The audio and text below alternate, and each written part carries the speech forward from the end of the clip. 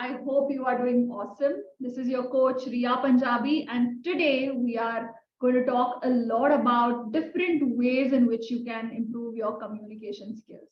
But before we get started, I want you to take a moment and quickly recap what were the things that you did in the last session. Go ahead and write it in your notepads, or go ahead and just think about it. What were certain things that you did in the last session? What all can you recollect?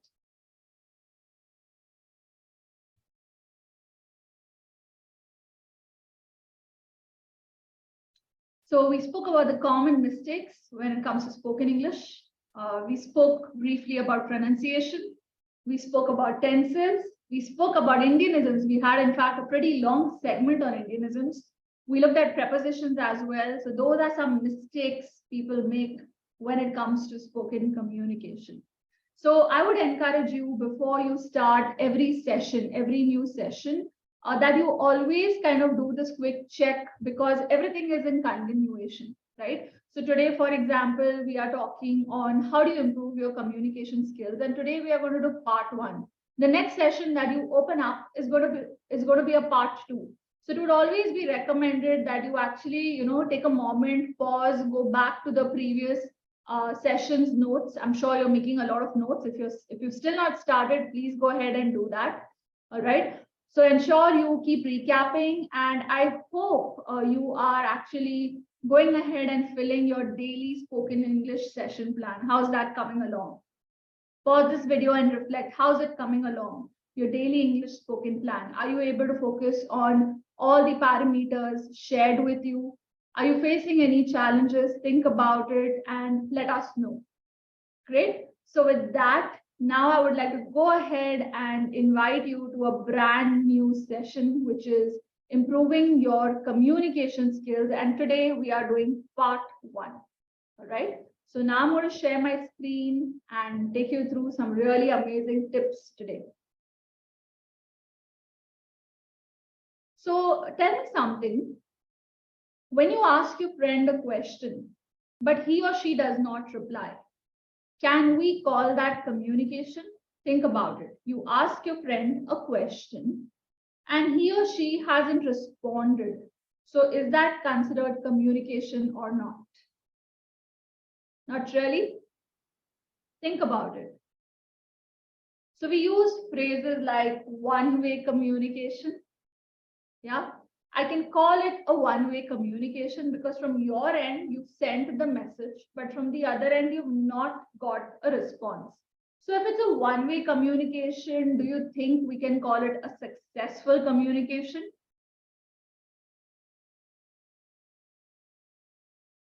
Think about it. Can a one-way communication be called successful?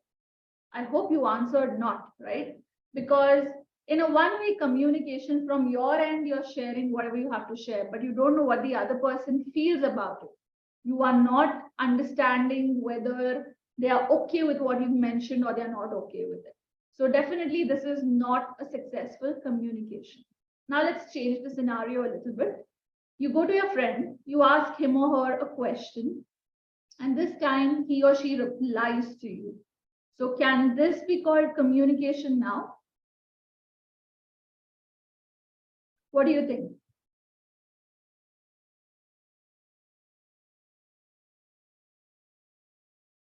Super. I hope you are saying yes, and I hope you're saying it's a successful communication. So when you send a message to somebody, or when you're talking to somebody and the other person responds, that is communication. So simply put, communication is nothing but sending of messages as well as receiving it. Okay, so it's sending plus receiving. If only one thing is done, like sending the message, then it is not considered to be a successful communication. All right. So for every communication to be successful, you need at least one sender. When I say sender, I mean somebody who is sending the message, be it written, be it verbal. And then you need a message, because without which there is no communication. What are you going to communicate without a message? And of course, you need a receiver or a recipient. Imagine if I'm talking to a wall and expecting a response from it. It can't be a successful communication because I'm talking to something that cannot hear, that cannot understand, and hence I'm not going to get a response. Same way, if I don't talk to the other person, I can't call that a communication. Now, mind you, many a times people think that if they are quiet, that means they are not communicating. Remember this line: you're communicating even when you're not communicating. What does this mean? Simply put, let's say let's say this is a live session, okay? And I'm just looking at my camera blankly, and you all are present here with me. Okay, and I keep looking at the camera, I'm not talking anything. But still, this can be considered communication because my facial expressions, my body language is still trying to tell you something. Probably it's trying to tell you that I'm bored or I'm thinking about something, or it can give you some other message. But the point is, a message is coming to you. And when you respond to that message, let's say this is a live session and I've asked you a question and I just pause. Okay, I'm just blank. I'm just looking at my screen. So I've asked you a question and I'm expecting a response. So this time, asking you a question is sending the message. Along with that, I'm just waiting for a response. So that is also sending a message. Looking at my face where I'm not talking, you're also getting the message that ma'am is actually waiting for a reply. And when you reply, that's called a successful communication. Awesome, awesome. So I'm slowly introducing you to different parts of communication. If you noticed, we looked at sender, we looked at message, we looked at recipient. We also spoke a little bit about body language. We're going to cover a lot more about it in our coming sessions. All right. So moving on. Now, don't get too harrowed by the diagram that you see here. It's a very simple communication model. Now, if you look at this diagram, all right, you can see that there is a sender. He is sending a message, and there is a receiver who is receiving a message. All right. Now, if it was one-way communication, there would be just one sender and there would be just one receiver. Okay, one part of sending, one part of receiving. But that is not successful communication. So for a communication to be successful, it needs to be two-way. So in that case, now when I am the sender, you are the receiver. Whatever I'm teaching right now, I'm talking and you are listening, you are the receiver.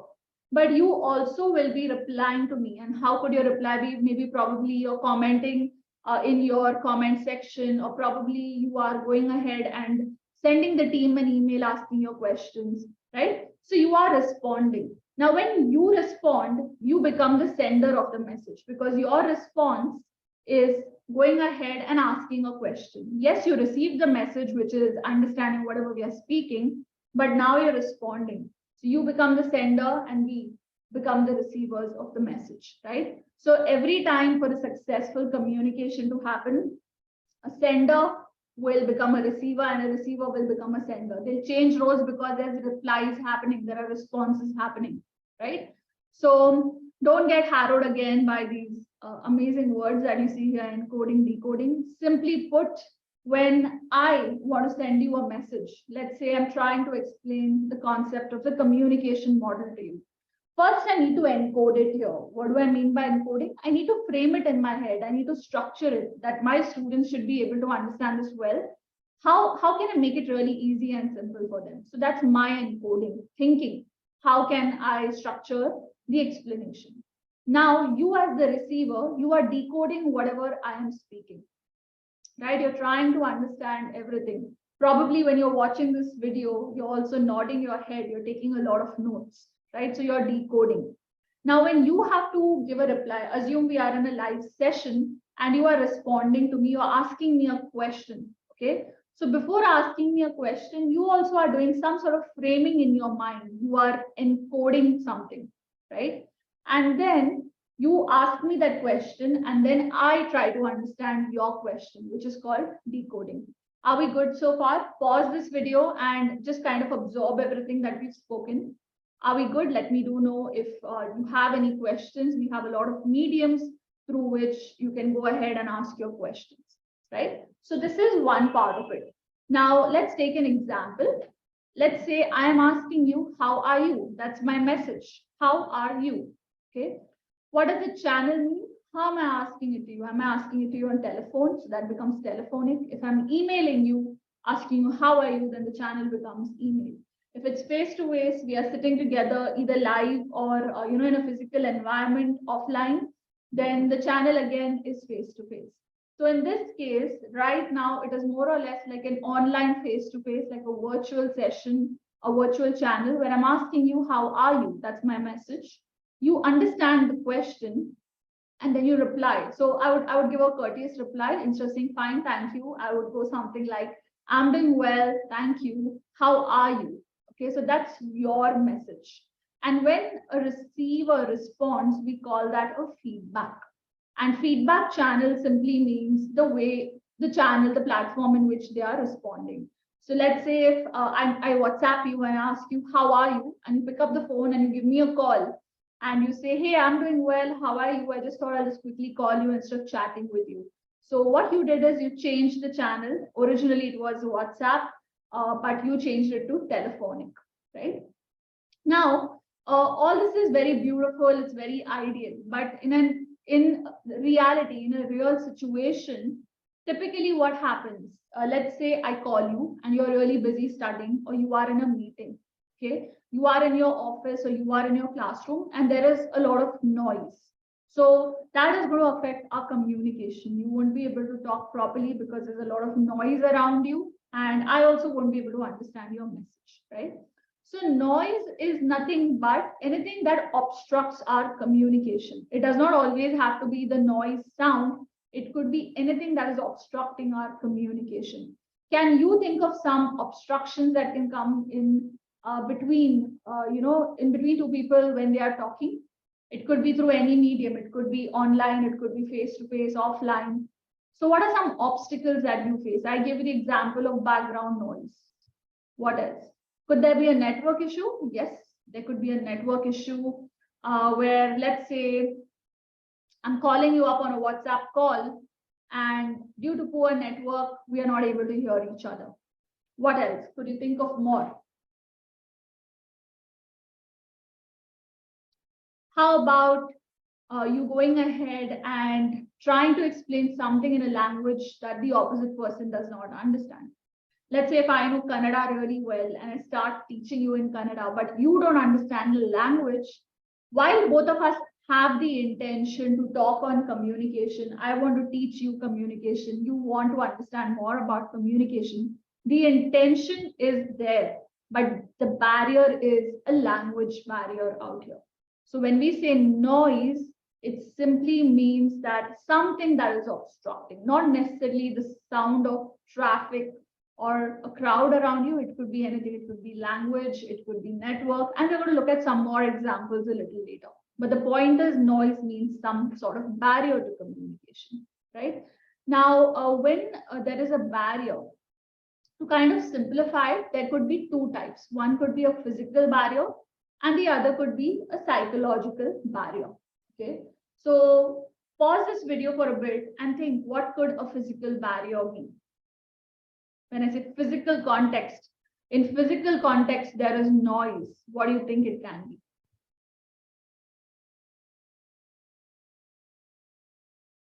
So let's say your working conditions are not good. Okay, let's say you're sitting in a very stuffy room, you're having a meeting in a very stuffy room, the AC is not working, there is no circulation of air, there's no fan. That means the environment is not allowing us to communicate properly. Okay, same way, let's say you're trying to have a meeting, okay, but there are a lot of people coming and going. The meeting room is not pretty silent. It's not helpful for a meeting, right? Let's say due to lack of space in your office, you shift the meeting to a canteen. In the canteen, there's a lot of people going around here and there. They're talking, they're chit chatting. So again, not the ideal environment, right, to communicate. So those are physical, in physical context, these are the things that can bother our communication. Then it comes in psychological context. What do you understand from this? Pause this video and think about it. What can psychological context come to you? Emotional state? It could be emotional state, absolutely. Let's say you're in a very happy mood, okay? and you call up your friend, telling her, let's go somewhere for the weekend, let's party this weekend. And your friend just does a lot of, I'll think about it. Okay. So you feel that your friend is being rude, but maybe he or she is going through some stress. Maybe he or she is going through some anxiety. Maybe he or she is worried about some upcoming assignment or some project, right? So for you, it seems rude, but psychologically, that person is going through something. Maybe that person has had a breakdown. Maybe that person is very stressed out, right? So usually you will notice even during your exams, or if you're working, even when you're working, when you're stressed out, your behavior changes, right? And when your behavior changes, maybe you don't realize it, but the one who's trying to send a message to you, is trying to communicate to you, feels kind of hurt, or feels that you've changed as a person, or feels that you are somebody who's just acting smart out there, right? So receiver may not know the jargons, the receiver may not know the meanings. That could also be a psychological context. That's a good point. So let's say if I'm using extremely fancy words with you while talking, okay, but maybe that's the way I talk, that's my language, I'm not trying to show off. But you as a receiver, you feel, what is she trying to do? Is she trying to be smart? Is she trying to show that she knows English really well?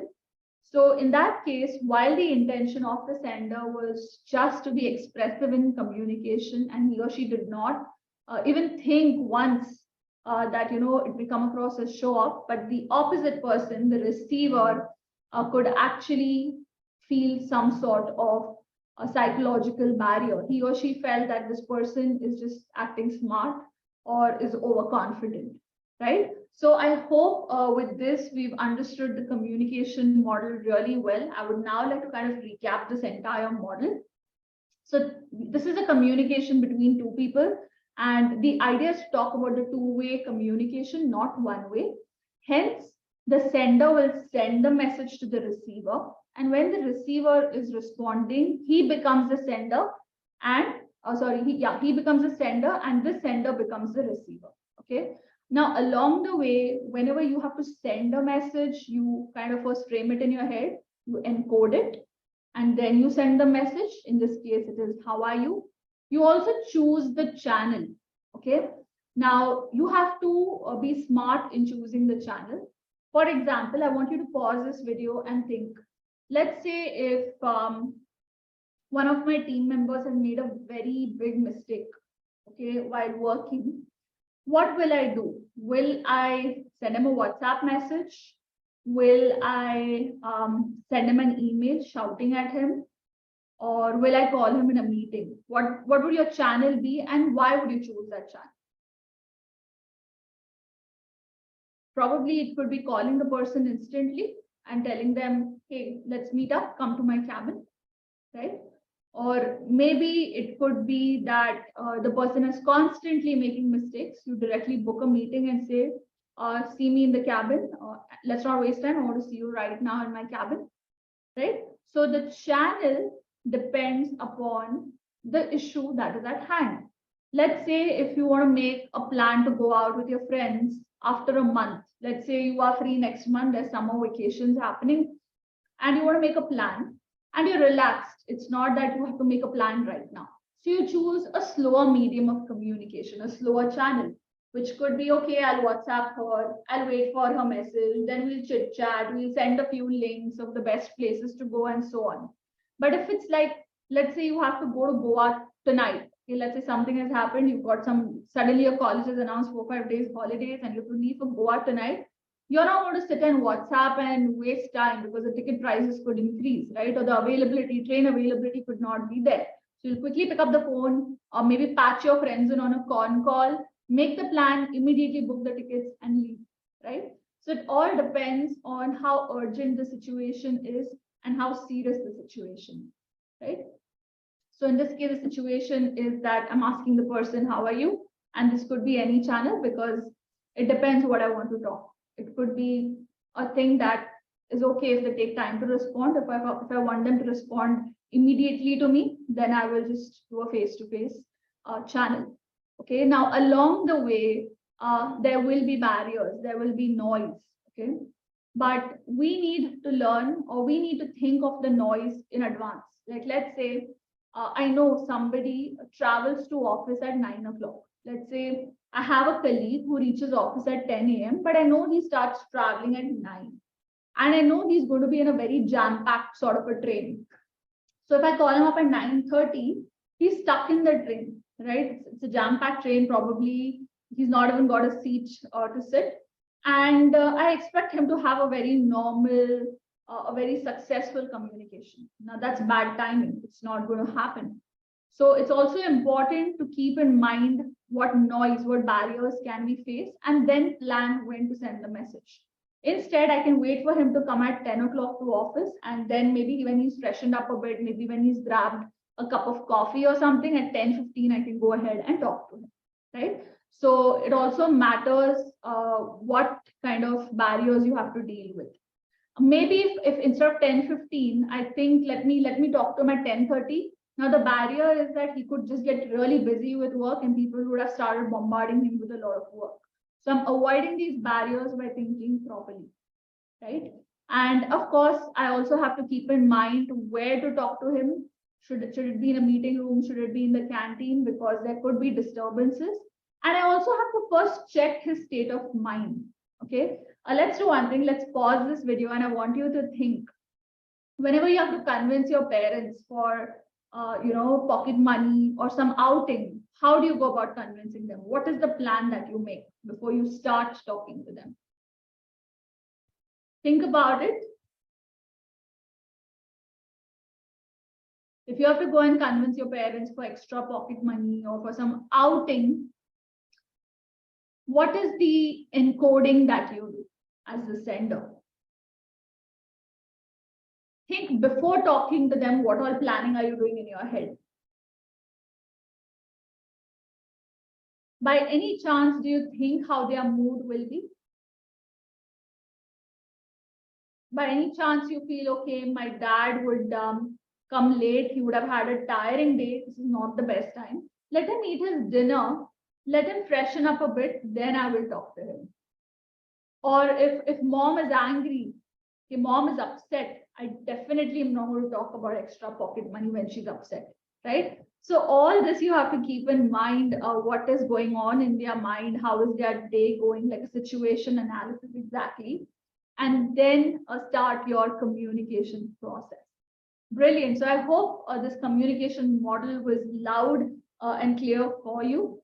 Moving on, now just to kind of break it down further, successful communication is a combination of two things. One, it's verbal communication, and second is non-verbal communication. Pause this video and think about what could be the difference between verbal communication and non-verbal communication.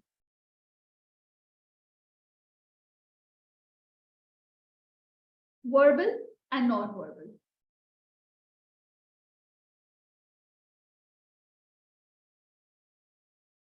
Verbal is what we speak. Non-verbal could be body language. Yeah, facial expressions. Absolutely. So think of it this way. Verbal simply means words. Okay, words. So any word that's coming out of my mouth right now, that is verbal communication. But whenever we use verbal communication, we are also adding non-verbal communication with it. Non-verbal basically means anything apart from words.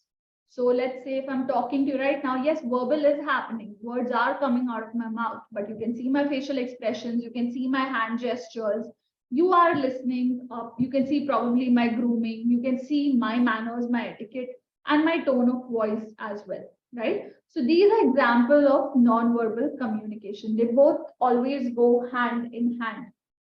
Unless, of course, you have written communication, then that's a different ball game, but we are focusing a lot on spoken communication.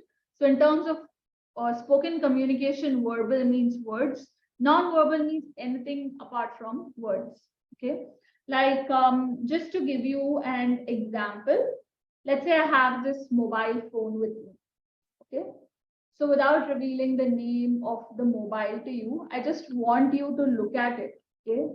Don't judge it. I'm not telling you the brand name. I'm not telling you how much camera, nothing. Just judge this mobile phone right now. What is it communicating to you? When you look at this mobile phone, what all can you kind of understand from this phone? It's a smartphone. Yes. What else? Some sort of technology is there in it. What else?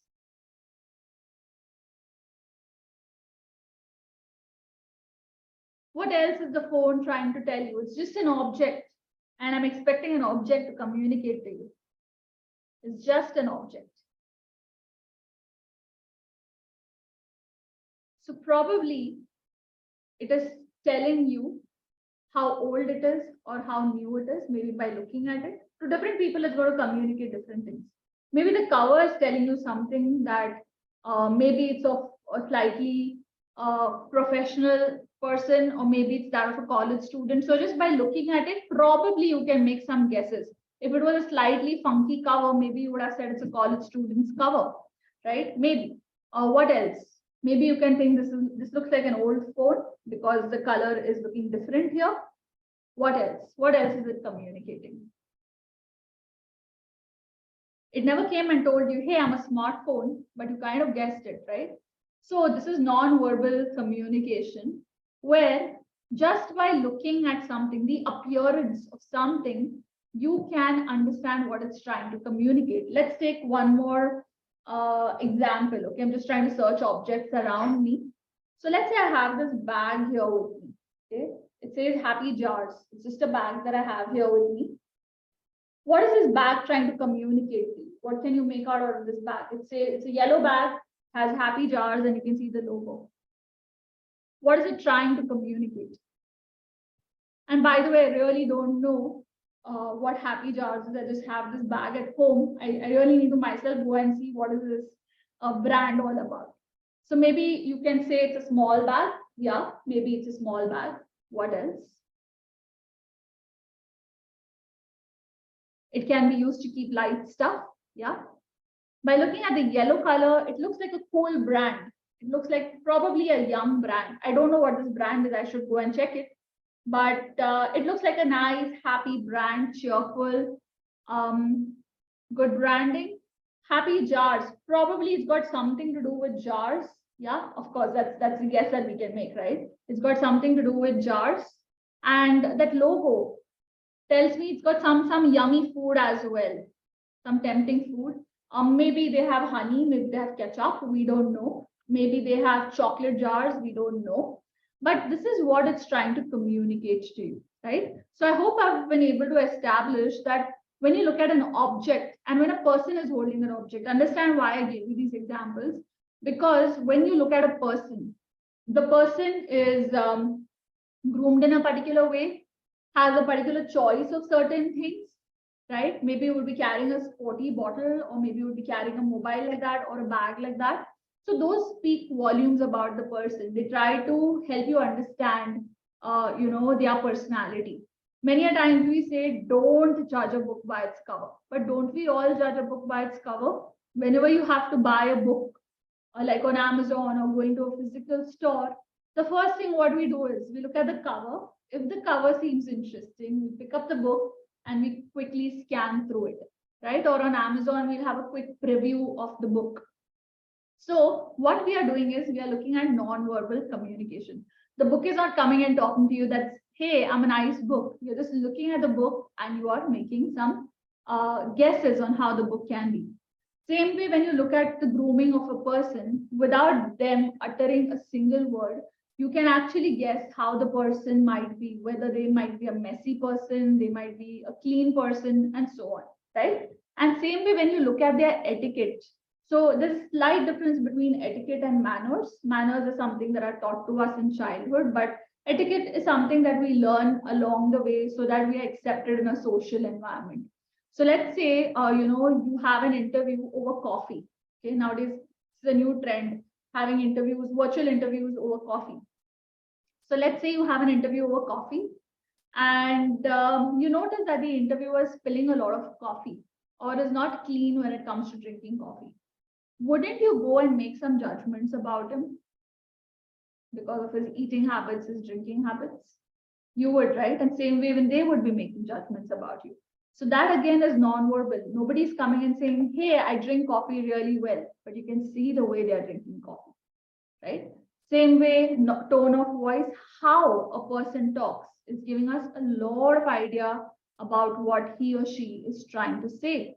So going back to the example where we spoke about word stress, if you remember, he gave this card to me, right? If you remember that example, that was tone of voice. We were trying to focus on different words to change the meaning. And we can also add expressions to the voice. So we'll talk more about this in a bit. But just to kind of give you a little example, if I try to animate my voice, I'll sound very different compared to if I talk without smiling, I'll sound different. Versus when I smile and talk, and my tone of voice will change again, right? So it's not just body language that is nonverbal, it is other things as well, including listening. So many a times, I'm sure you would have also faced this. You would have had friends with whom you're trying to talk, and those friends or that one particular friend is saying yeah, and is constantly typing on a mobile. Now you would have said, look at me and listen, look at me. I want to talk to you. Don't you do that?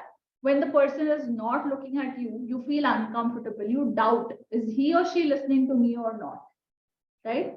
So listening also is nonverbal communication. Maybe he or she is actually paying attention to what you're speaking, but you as the sender of the message do not feel so because he or she is not giving you eye contact, right? So these concepts, we will be coming across these words pretty often because this is actually what communication is all about. All of this plus verbal communication is the actual communication.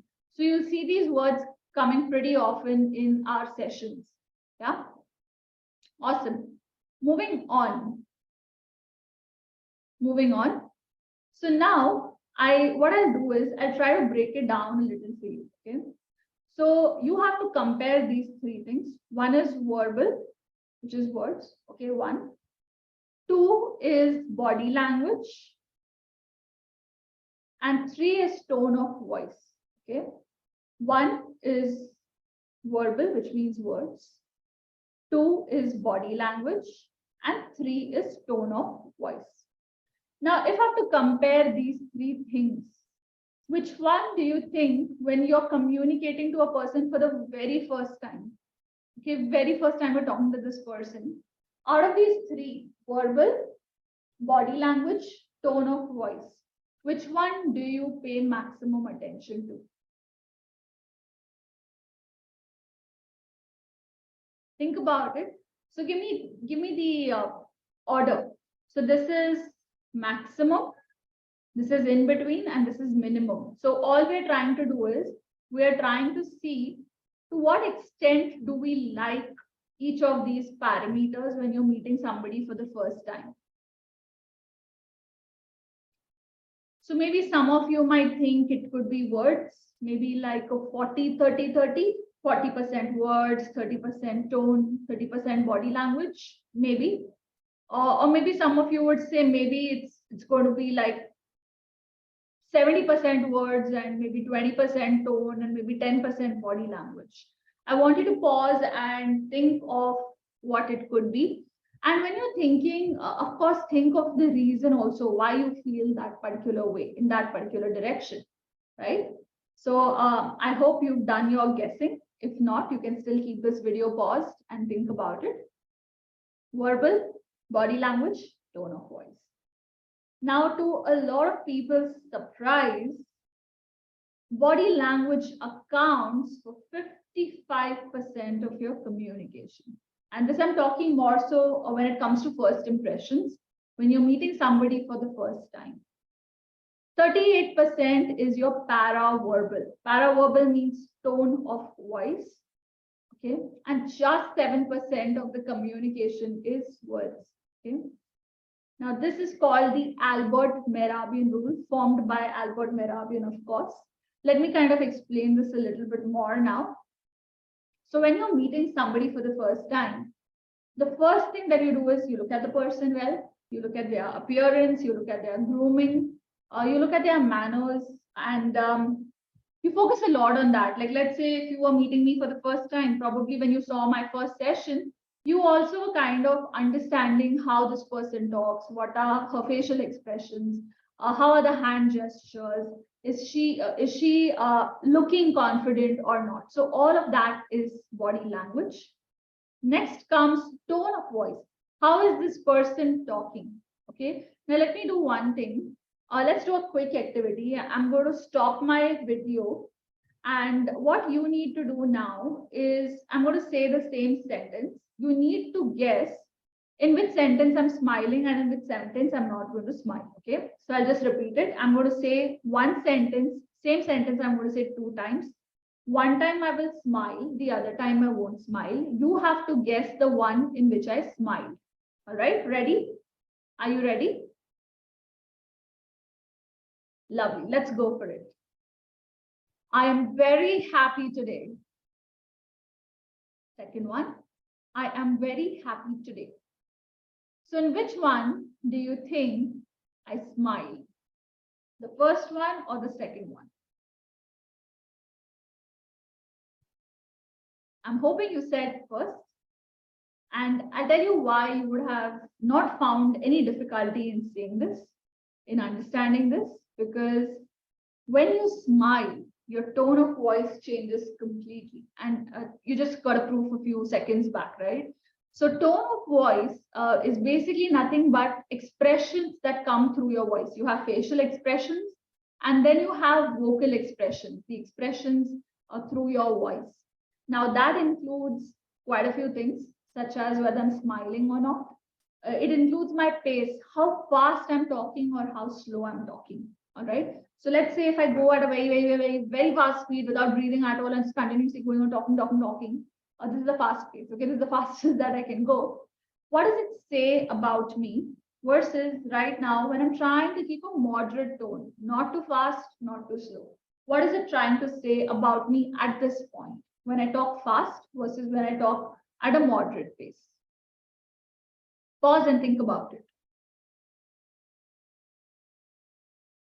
So when I'm talking fast, probably I'm in a hurry.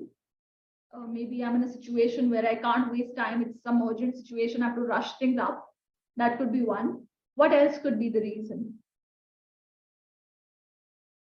When I just want to finish it all, I'm really nervous and I just want to finish it. It happens, right? When you have presentations in college or in your business meetings, you are very nervous. What do? You just feel, let me just be done with this quickly. Let me just get done with this fast. And you just keep talking really fast, so that it's over in a matter of a very few minutes, right? So that when you do that, that's fast tone, that's a fast pace of talking.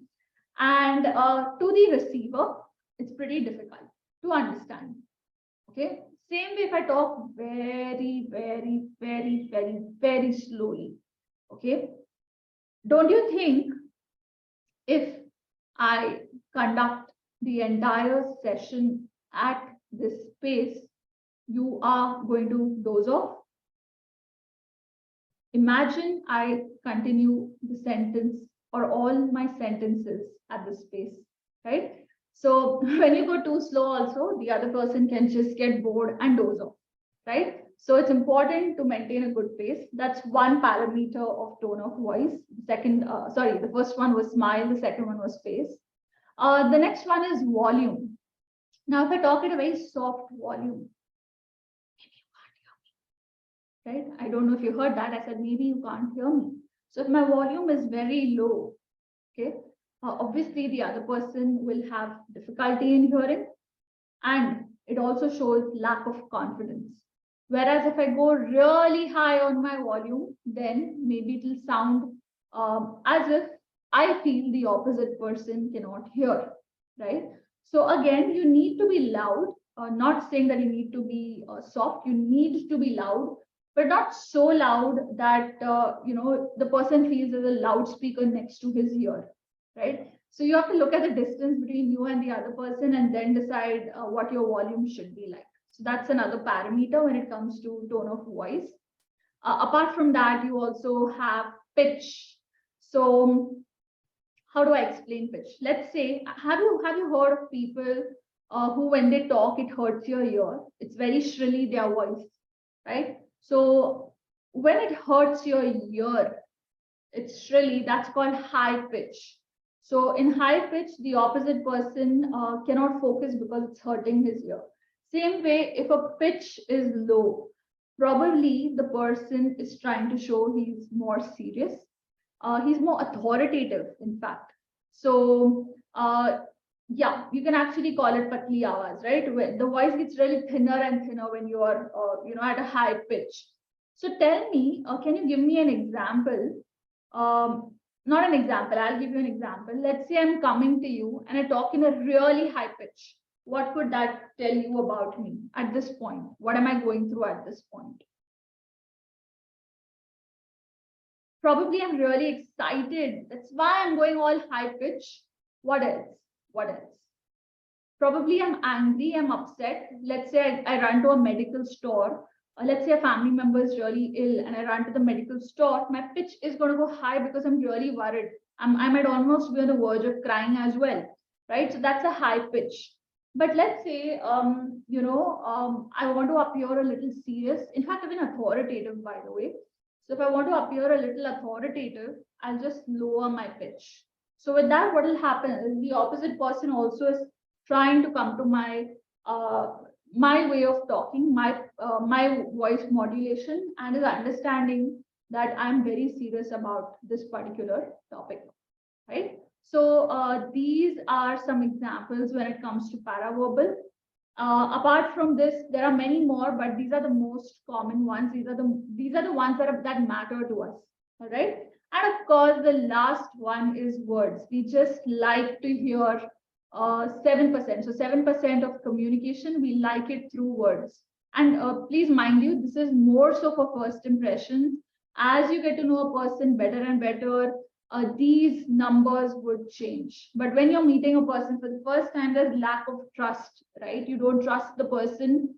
The only way in which you can gauge whether this person is right or whether this person is clean, is ethical, is through their body language. Yeah. So that was the Albert Mehrabian rule. So with that, let's move to the next segment, which is barriers to effective communication. All right. So I wanted to quickly recap so far all that you've done. Now, you may think that the recaps are not important, but let me tell you that repetition is the key to success. Each time you learn something new and you move to the next segment, before you move to the next segment, quickly skim through your notes, just go through the keywords so that everything is fresh in your mind. All right. So let's do that.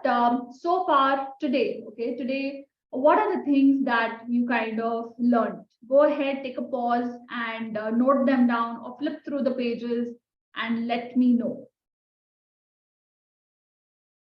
So I'm guessing the first thing that you would have seen is the difference between ineffective communication and effective communication, where we spoke about one-way and two-way communication. Next up, yes, we spoke about the communication model. We spoke about the components, basically. There's a sender, there's a receiver, there's a feedback loop happening, there's a message, there's a channel, there are some barriers happening, there's physical context, psychological context, right? And of course, noise. So noise basically means barriers. Apart from that, we also spoke that verbal and non-verbal go hand in hand, right? While I may speak, it's not just that I'm speaking, which is verbal. You're also seeing the facial expressions. You're also seeing the hand gestures. You are seeing the grooming. You're seeing the etiquette. You're trying to understand a lot of things. So that is basically verbal and non-verbal coming together. Now, while all of this is good, as we discussed when we were looking at the communication model, in an ideal world, it would be very easy to connect to the receiver, make a call or meet him or her, talk it out, finish the matter and move on in life, right? It's very easy in an ideal world, but in reality, a lot of barriers keep hitting us. And why we are discussing these barriers is because I want you to have that expectation that whenever you talk to somebody, one or more than one of these barriers is going to take place. But that does not mean that you stop your communication. It simply means that you need to encode differently here. And it could also mean that you need to plan the meeting at some other time, or for that matter, let's say you've been called for an interview, okay? And let's say it's a virtual interview, and the place that you live in a joint family, for example, and you don't have a space where you can, successfully have an interview in a quiet environment. So in that case, you've anticipated, you've expected that I'm going to have a lot of barriers, like physical barrier, like technological barrier. There are going to be a lot of barriers, right? So you decide that, hey, I don't want these barriers to take place. Let me see if I can call up a friend. Let me see if I can go to my friend's place and actually, do the interview from his or her place, right? So these are the barriers that you are definitely going to face. Let's do one thing. Let's try to understand each of these barriers better. All right. By the way, this is just an introduction to the barriers, and these are the most common barriers. But of course, feel free to go ahead with your creativity, and you will come across a lot of barriers. Okay, these are the most common ones. But if you put your head to it, you think about it, I'm sure you can easily come up with 15 more barriers. Okay, let's go ahead and start with the very first one. Now, the first one is a physical barrier, which basically means that you're not feeling okay in your surroundings or in your body as well. Let's say if I have an interview, but I have got cough, I've got cold, I've got fever. That's a physical barrier. It's not letting me perform well in an interview. Same way, if the AC, if the temperature is either it's too hot or if it's too cold, that again is going to play around with my mind and not let me focus on the interview, right? Same way, let's say I live in a joint family and my interview is going on and there are family members, roaming here and there. It's a physical barrier. Same way, if I live in a noisy environment, where there's too much noise, I'm trying to study, physical barrier again. Or let's say you are going in a train. So giving you the example of Mumbai. Okay, trains and buses over here are, I mean, you're lucky if you get an empty bus and an empty train because it's always jam-packed. And when I say jam-packed, people don't literally even have the place to stand. Forget sitting, they don't have the place to stand as well, right? So over here, the barrier people face is that there's too much crowd, and that's a type of physical barrier. The surrounding is not quite okay, which basically means there's too much crowd around me. I'm not able to, stand in a quiet place. Everything is too noisy. There's too much crowd everywhere, wherever I go. Where even if I want to walk on the road, let's say there are a lot of people which come like obstructions, right? So that is physical barrier. Same way, let's say if you're walking down a road and you feel the road is not safe, that again is a physical barrier. It's not letting you enjoy the environment and letting you be free. You're constantly worried whether somebody will come and rob your purse or somebody will come and maybe even attack you, right? So that is physical barrier. Moving on, technological barriers. I think this you would have got a lot of examples and experiences. Let's say you're trying to attend a virtual interview and your network is not supporting, the Wi-Fi has gone, the hotspot is not working. That's a technological barrier. Or let's say you're talking to a friend on the phone, you don't have your charger, your battery dies, phone switched off, communication is incomplete, right? Or let's say another example of technological barrier could be that somebody does not know how to use the technology. Let's say earlier, when the lockdown started, there were a lot of people who did not know how to use Zoom.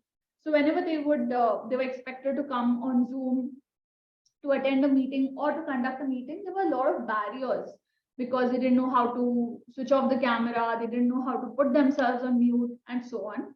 And that was affecting the entire communication. Let's say there were a group of 15 people and one or two people who would keep their mics on, it would disturb the entire crowd, right? I'm sure you would have faced this. Can you think of any other technological barrier examples? You could pause this video and think about it.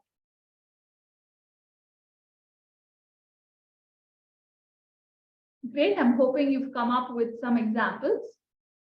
Moving on, you have semantic barriers as well. Okay. So semantic barriers are language barriers. Like let's say, give you the example, I'm trying to talk in a language, but you don't understand it, right? And this could also include sign language. Like let's say a person is talking in sign language, but the opposite person does not know that language, the sign language, that's a language barrier again, right?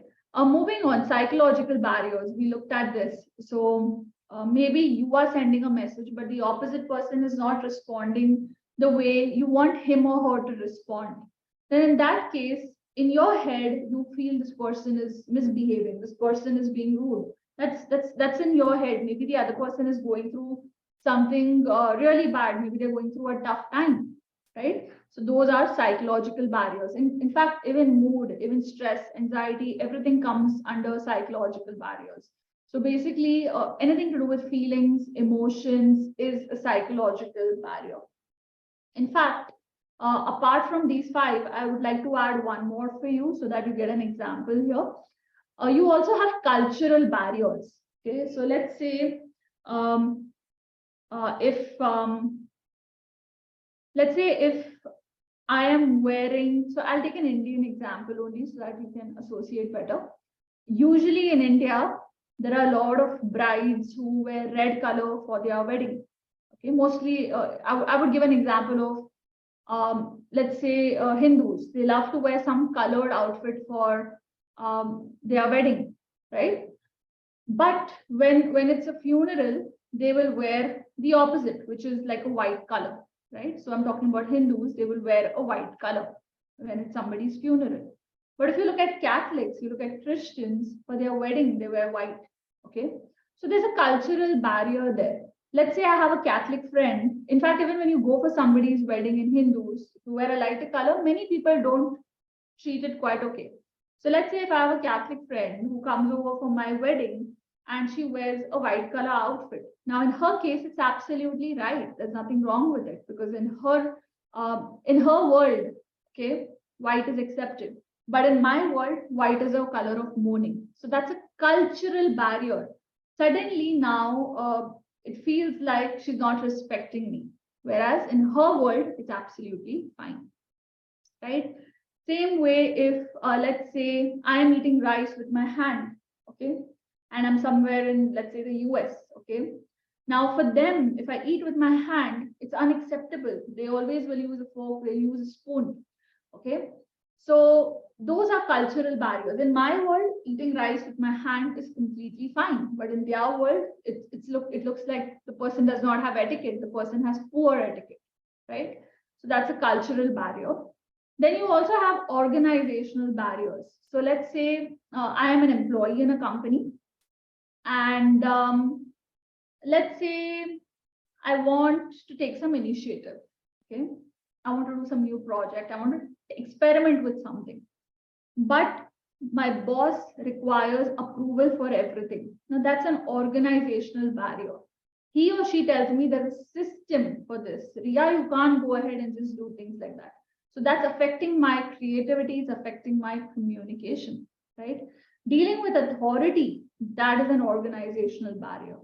Or let's say dealing with the entire hierarchy, the system, as we say, the company policies, that can be a barrier. Like I'll give you one example of one of my clients. So I was creating content for one of my clients for on team building, okay? And I gave like a lot of amazing examples on how can team bond increase and how can you reward your team members and so on. Now, while the company really loved the ideas, they denied it. They rejected all my ideas. Okay. And the reason they denied it, they rejected it was because it was against the company policy. These employees really wanted to do all that was suggested to them by me, but because of the policy issues, they could not go ahead and do it. Okay. So that way, what is happening is, and by the way, most of the rewards and initiatives that I was talking about were communication related, most of them. Okay, like writing a letter to somebody, or maybe going ahead and putting a star employee of the month, communicating it, and so on.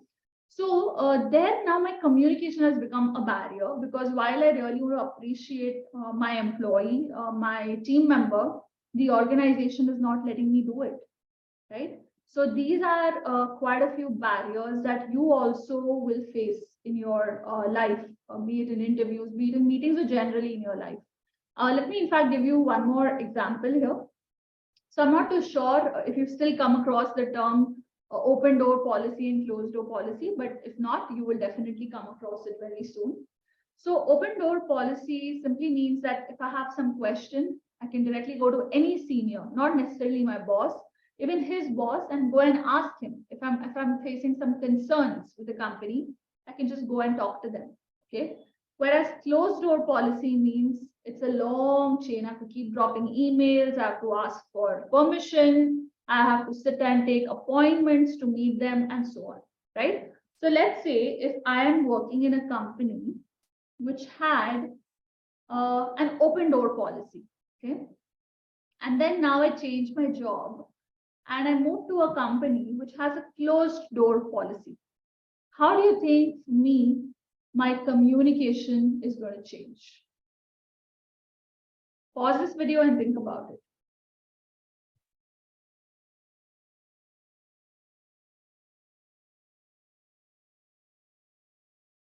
For me, moving from an open door to a closed door, how is my communication going to get affected as a person? It's going to be difficult. Suddenly, I'll feel that I've lost my freedom of expression.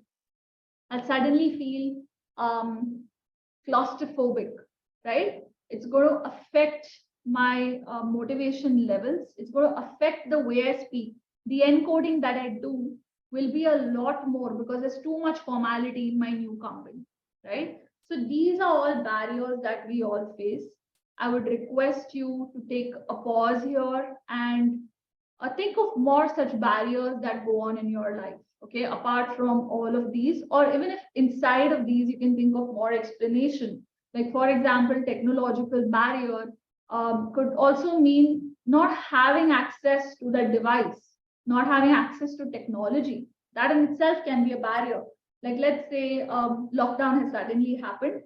I am a teacher in some small part of India, in some village in India. I really want to teach everyone, okay?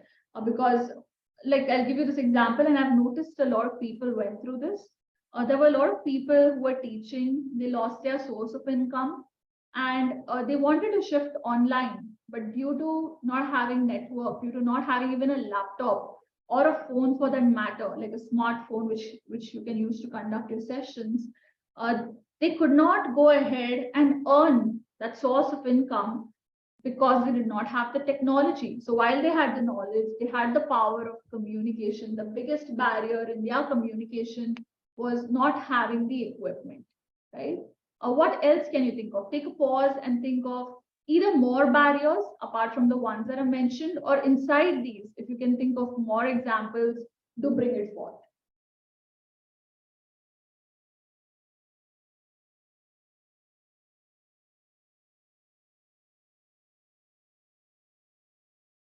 Lovely. So I'm hoping that you've gone ahead and noted some things down.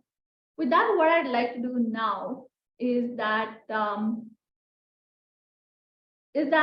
I'm going to go ahead and play a video for you. Okay.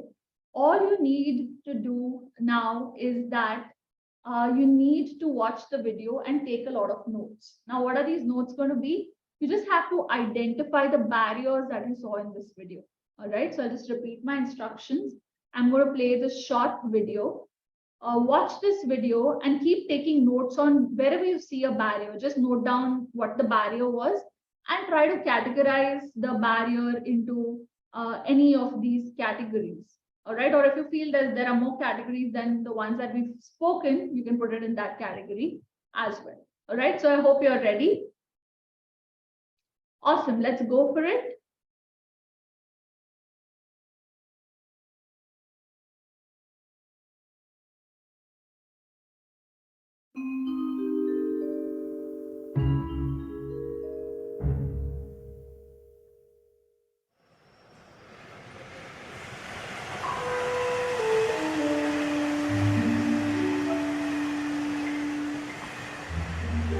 Excuse me?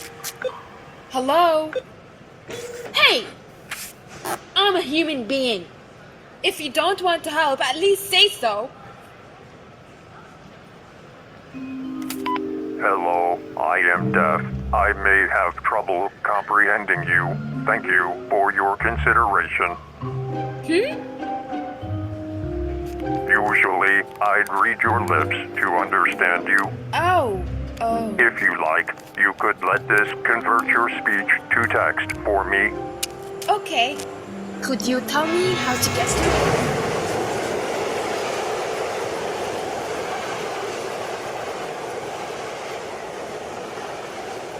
Want to try again?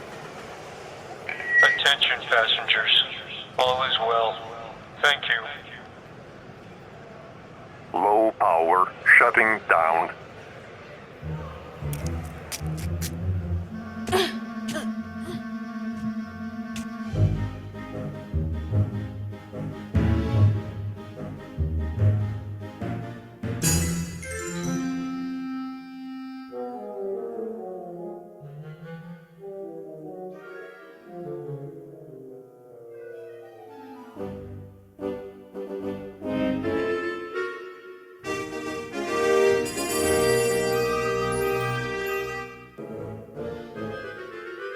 Oh, yay!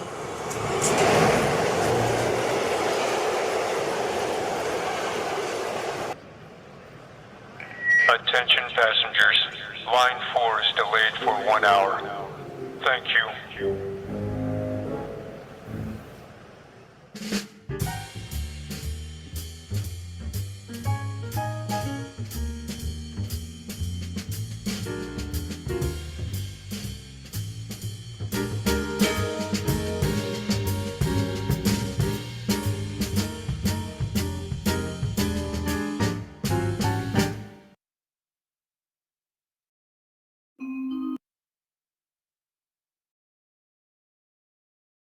Okay, so I hope you enjoyed that video and you also got some, you could recognize some barriers.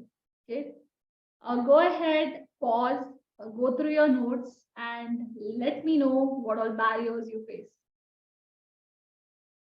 So I'm sure you would have noticed the height difference. That could be one barrier where she's trying to point at Happy Valley, but she's not able to. So that's a physical barrier, short height. Okay, what else? What else did you notice? I hope you also noticed that this lady, she's dressed a little differently because she's wearing a veil, right? So do you feel she had some sort of a psychological barrier? She went up to her and said, "Excuse me, I'm a human being too." Maybe in her head, she thought that this girl is thinking that I'm an alien just because I'm wearing a veil, right? So that was her psychological barrier. What else? But was that the truth? That was not the truth, right? This person was unable to speak, unable to hear. Okay, what else? What are the barriers did you notice? Did you notice sign language? So that was a semantic barrier where she was trying to put things in sign language. Initially she had a little hesitation, but then finally she understood it. Okay. What else? The battery going down, low power, shutting down. That was a technological barrier. What else? Did you notice physical barriers of the train sounds, the announcements that were happening? Lovely. So I hope this video helped you to understand the concept of barriers to communication. Now, the purpose of this segment was to tell you that, hey, barriers are going to come in your life when you're communicating, but don't stop. Find solutions to them. Okay, like just to go back to the example where we spoke about open door policy, closed door policy. Now, there are going to be barriers, but you have to think in that situation, how am I going to overcome them, right? Same way, we took the example of the interview. Let's say you have an interview and you live in a joint family and so on.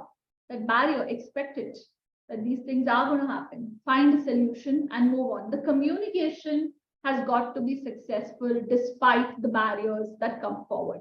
All right. So with that, now what I would like to do is I have a list of 15 tips that can help you to improve your communication. Let's go ahead and understand all of these one by one. Okay. So the first tip that I have for you is, if you feel I don't know what exactly I have to improve in my communication, now you have an idea what exactly you have to improve. Okay. You have to go ahead and look at all the concepts that we discussed today. And apart from that, this is an assignment that I have for you today. Please talk to people around you, the people who know you. They could be your teachers, your faculties, your mentors, your friends, your family. And because you don't have a very clear answer on this, how exactly do I improve my communication? You go ahead and ask them these 3 questions, and please take notes on this. Okay. Tell them, ask them, what am I doing well in my communication? Okay. So, and understand, see, when we use the word communication, it's not English communication. English is just a language. Communication could be in any language. Okay. So if you are looking specifically to improve your English, then in that case, you have to change your question a little bit. You have to ask them, what am I doing well in my English communication? Okay. Because many a times, if you're talking in Hindi and you're asking about your communication, they will think that you want to know about their Hindi communication. So you have to be very specific. Let's say you go to your brother or your sister and try to talk to them in English. Ask them that, what am I doing well in my English communication? And what are the points to give? Note it down. Probably they just give you 1 point. It's absolutely fine. You need to do this with 5 people. All right. Go to 5 people around you who know you well. And I would suggest keep it a mix of friends, family, and faculties, because see, your family will love to pamper you.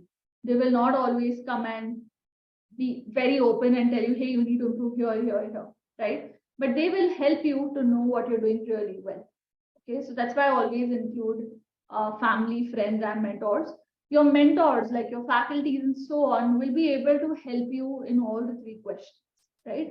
So it's important to go to different types of people in your life who know you well. So what am I doing well in my English communication? That's your first question. Next, you go ahead and ask everyone. Don't think, this person does not know my English too well, so I won't ask. If this person is close to you, has seen you communicate pretty often in English, you should ask him or her these questions. Okay. So 5 people, and all the 5 are going to ask the ditto same question. They're just going to note down their answers. So the next question is, where can I improve in my communication according to you? I want your opinion. And then the third one is, according to you, what should I stop doing in my English communication? So maybe they'll say words like, when you talk, you do a lot of, by the way, those are called filler words. When we, are short of words, we tend to do this in between. Okay. And it's okay to do have these in between, but as long as they're not too often. If they happen after every sentence or 2-3 times in every sentence, then it's a problem. Okay. So I want you to do this as an assignment today. Talk to 5 people, get answers to all these 3 points, and then you will know where exactly you have to improve in your communication.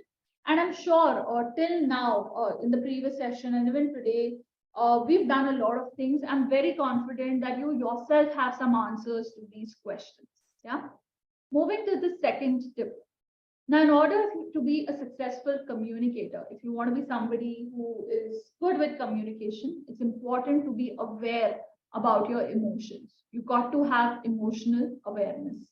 So what do I mean by that? Let's say if today I'm very stressed out. So the emotion that I'm facing is worry. I'm feeling stressed, right? So if I am stressed, it's going to affect my communication. And if you remember, we discussed this point even in the previous session, right? Your emotions affect your communication. If it's stress, it's going to show up. If it's happiness, you're very happy, you'll be a good communicator that day, right? So always have a check of your emotions. before every important event, ensure you do those things that make you happy and cheerful so that that event goes well. Never ever do anything stressful before an important event. Like, for example, if I have an interview today, I'm not going to do anything today before the interview that worries me. Let's say I have some family problems. Let's say I have some college assignments and my interviews also are going on. I'm not going to be worried about those college projects at this point. My only worry would be to actually do well in the interview. And to be honest, I would not even say that should be my worry. I should be so well prepared for the interview that I feel confident. When I feel confident, my emotions are good and I'm able to perform well in the interview, right? So emotional awareness is very important. And this includes understanding your own emotions. That's the first thing. Understanding the opposite party's emotions and being empathetic, okay? Let's say your emotions are fine, you're very happy, you're in a good frame of mind, and your friend has had a very bad day at work today. Okay, so his emotions are not quite okay. And you're telling him, let's go out today, let's plan for the weekend, let's do something after this post gets done. He and you, your emotions are not at the same wavelength, right? So his response is not going to be favorable, it's not going to be as per your expectations, which can hurt you. So it's important to be emotionally intelligent, as we say. Emotionally intelligent means understanding my own emotions, seeing if they are at par with the other person's emotions. If they are not, I need to be empathetic. Okay. So I'm happy, but the opposite person is not happy. I still need to be empathetic, which basically means, so empathy, I think we all understand, putting yourself in the other person's shoes, right? So if my friend is going through a low, okay, I will put myself in her shoes, which basically means while I'm talking to her, I'll try to imagine if I were in her situation today, would I not behave in the same way? That is called empathy, right? It's not like I'm expecting my friend to be a robot that, come on, change your mood. Yeah, I've come here. It does not happen that way, right? So empathy is important. Moving to the third tip, okay? Listening and hearing are not the same. What do you think is the difference? Pause this video and think about what is the difference between listening and hearing.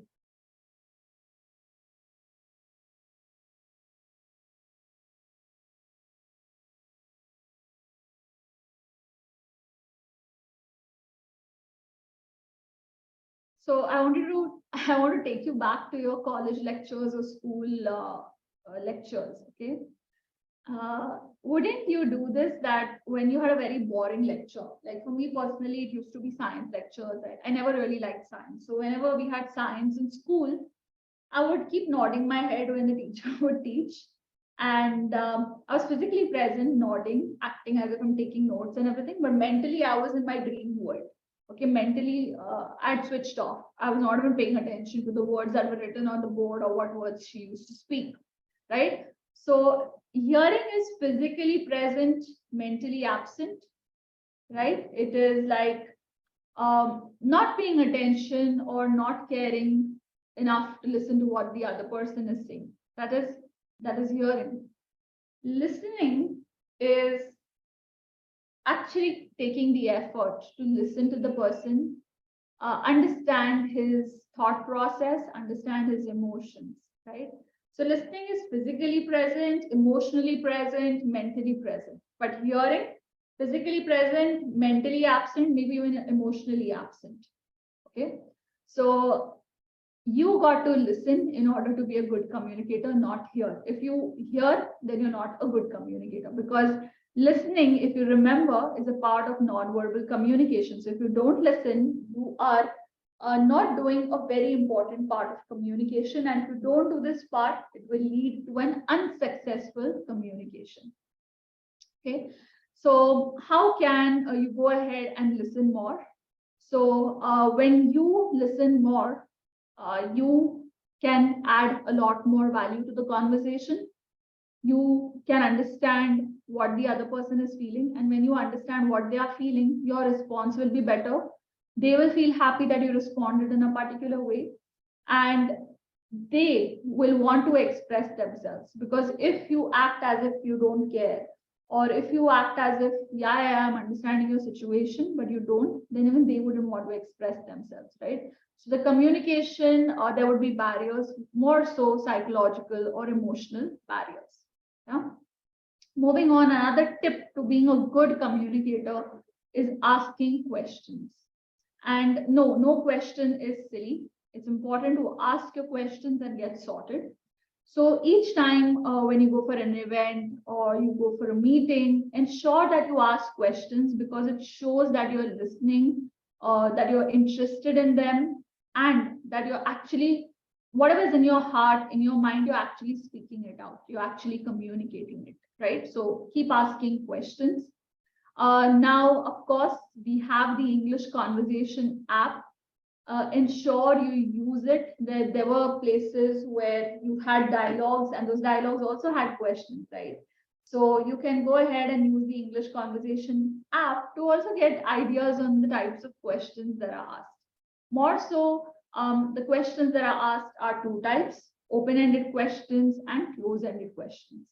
Now, why are these questions asked? In order to seek clarification when you want to understand something better, or you want more information on something. Okay, so take a pause and think if you understand the meaning of open-ended and close-ended questions. Pause for a bit, look at the words, and see if you're able to make out the difference. So open-ended questions are those questions which you ask when you want more information. Okay, they are as simple as any question where when the opposite person responds, he or she is not limited to one or two words. He or she can talk as much as possible. So for example, if I say, please go ahead and introduce yourself, or let me put it in question form. Would you mind telling me more about you? Okay. Now over here, what I'm doing is I am encouraging you to share more about you. So you can talk how much ever you want. You can talk 3 sentences, you can talk 5, you can talk 10 sentences. That's an open-ended question where the opposite person can talk how much ever he or she wants. Like, let's say if there's a movie that's newly released and I ask my friend, hey, what are your reviews on that movie? It's an open-ended. How much ever my friend wants to talk, she can talk, right? But if I change the question and I ask her, did you like the movie? My friend usually will stick to no or yes. Okay, or maybe she'll say no and she'll add 1 or 2 words more. That's a close-ended question. So close-ended questions are when you have to seek clarification. Okay, I'll give you one more example. Let's say if you've gone to a store to buy a t-shirt, okay, and you really like a t-shirt, you're confused about the size. So you go and ask the salesperson, will an S fit me or will an M size fit me? So you're telling him to choose between these two, M or S, right? Or do you have a black color in this? So again, the opposite person will, most of the times they'll just say yes or no. Their answers are not going to be really long. So that's close-ended. You're just trying to seek clarification. But in open-ended, you're encouraging them to share more information. All right. So it's also important to understand when to use what kind of question. So just to give you an idea here, each time, when you're starting a conversation, you are in that mode of getting information. So you collect information through open-ended questions. But when you have enough information, you'll also get doubts. You'll also want clarifications. That's when close-ended questions come in. Okay, so more so in a conversation, you're going to have a lot of open-ended because you're collecting information. But in between, there will be times when you want to seek clarification. You have doubts, you'll ask close-ended questions. All right. With that, let's move to the next tip. The next tip is you've got to become a storyteller if you want to be successful, or if you really want to improve your communication. You've got to be a storyteller. Okay. I'll just give you this one example. When I was working with eBay, this was a story that I'd heard long back. Okay. So there was this a person called Rob Walker, and he went to eBay one day. So I'm sure you would have heard of eBay, and eBay is a place where you can buy items and you can go ahead and sell those items.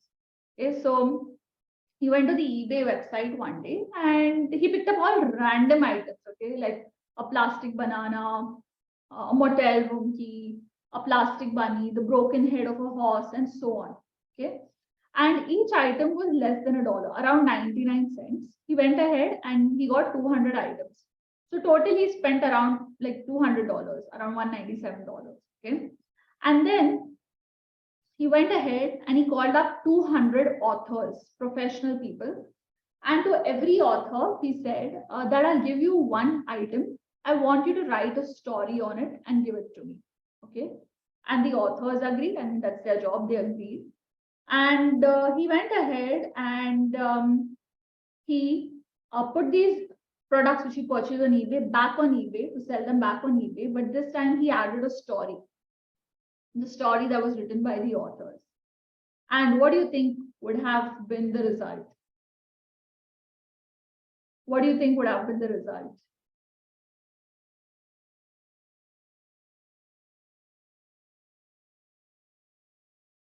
The result was each item which he purchased for less than $1, one item he was able to sell for almost $63 just because of adding a tiny story. You can Google this up. Okay. So that's the power of stories. When you have a product and you add a story to it, suddenly the value of that thing increases. Same way when you go for your interviews. If you just keep answering to the point, my strength is this, my weakness is this, my goal is this, it's fine. It's good to be to the point. But there are times when you need to share good examples. Like when they say, tell me about a situation when you faced a challenge in a team.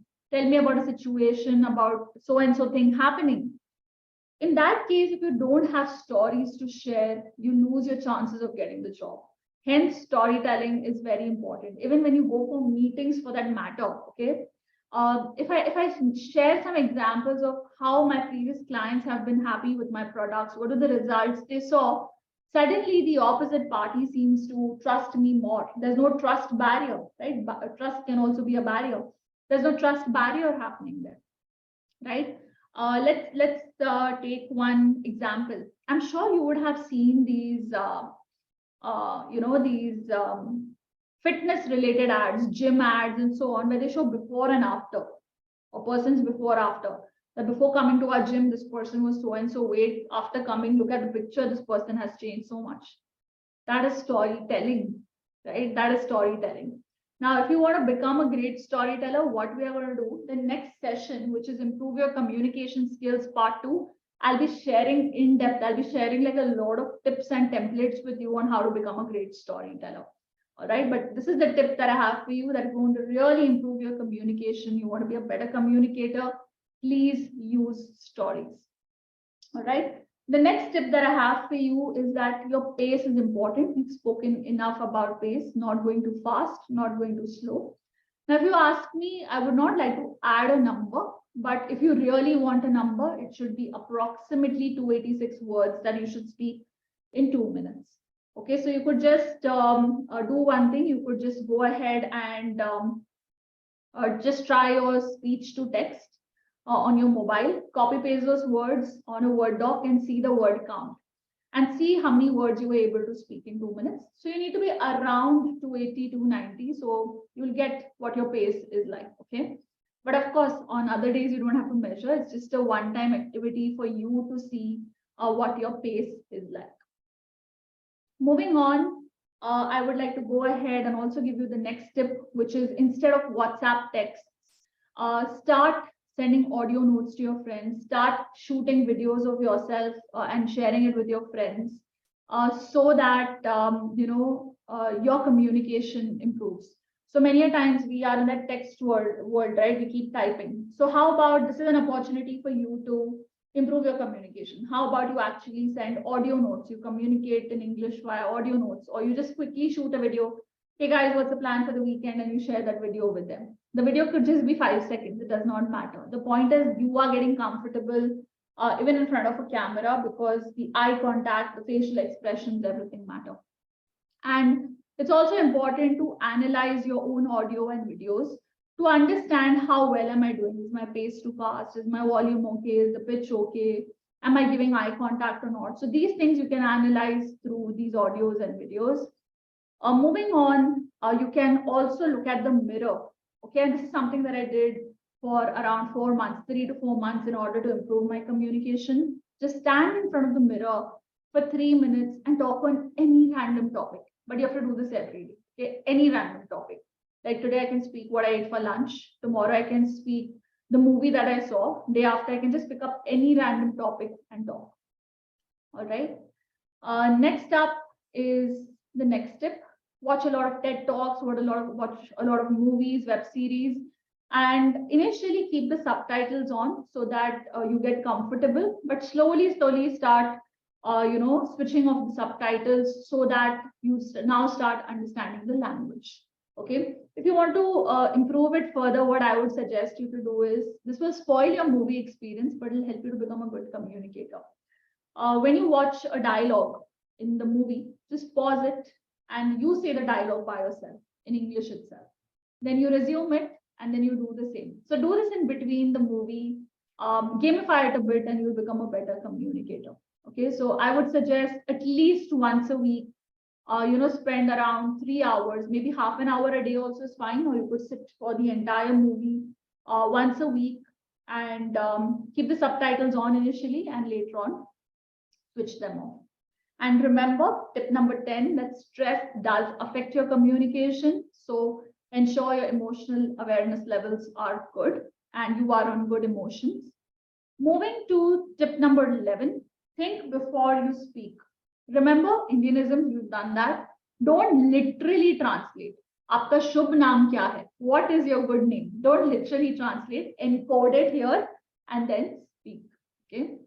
Moving to the next tip that I have for you is use a lot of positive words. Okay. So what do I mean by this? I can say, so let me give you an example. I can say, I'm doing okay. Okay, versus I'm doing fine, versus I'm doing really fine, versus I'm doing great. So you're seeing, the more positive words I use, the better it sounds. Same way, instead of saying, let's take one more example. Instead of saying the movie was not quite good, okay, versus the movie was decent. Okay, now decent is still a positive word compared to not quite good. So if you use positive words, you come up as a better communicator. All right. So you can use words like these as well. So let's say you want to agree to somebody, I can completely relate to what you're speaking. Okay, that's interesting. Instead of saying good point, you can say that's interesting. That's absolutely true. Okay, I completely agree with whatever you just said because, and then you continue the statement. So when you use good words, people get more attracted to you. They find you like a very cheerful, a very pleasant personality to talk to. Moving to 13th tip, networking helps to improve your communication skills. So ensure that when you're communicating, you communicate with the intention to understand the other person. That's when true networking happens. If you go and try to just promote yourself, that's not networking. Networking means, I'm sorry, networking means understanding and taking interest in the other person, asking them questions, and that will help you to improve your communication skills as well as build the bond with your opposite person. Awesome. So I hope that was helpful. Moving to the 14th tip. Never ever have a script. So this basically means that if I have to share a story, or if I have to plan my answers for the interview, tell me something about your strengths, weaknesses, and so on. If I write down my answers and I mug it up, and when I go and talk in front of the interview or in front of any meeting, it's going to show that I'm reading or I'm mugged up, right? Instead of having a script, what I would suggest is have your points. Like today also in the session you're seeing, the points are here on the slide, but the explanation comes by myself, right? So when you have a script, you more or less sound robotic. The expressions go for a toss and it looks like you're trying to remember your points and then come across. Instead, have your bullet points ready, same like these, and then you can continue talking. Same way when you go for interviews, you can just plan that when somebody asks me, tell me something about myself, I'll talk about my education, I'll talk about my experience, my projects, my skills, for example. And these are the 4 points I have to talk, and then one by one, I'll keep talking. So have your structure in place, but don't muck up things. And with that, I come to the very, very, very last tip for today, which is use idioms. Okay. You come across as a great communicator. You will enjoy your communication when you use idioms. Now, what are idioms? They're nothing but expressions that mean completely different things from what you're actually trying to say. Now, I know the sentence may sound confusing. So for that, let's keep a bit of suspense. What we're going to do is in the next session, when we catch up, I'm going to start the session with idioms, and then we're going to move on to storytelling and listening skills. All right.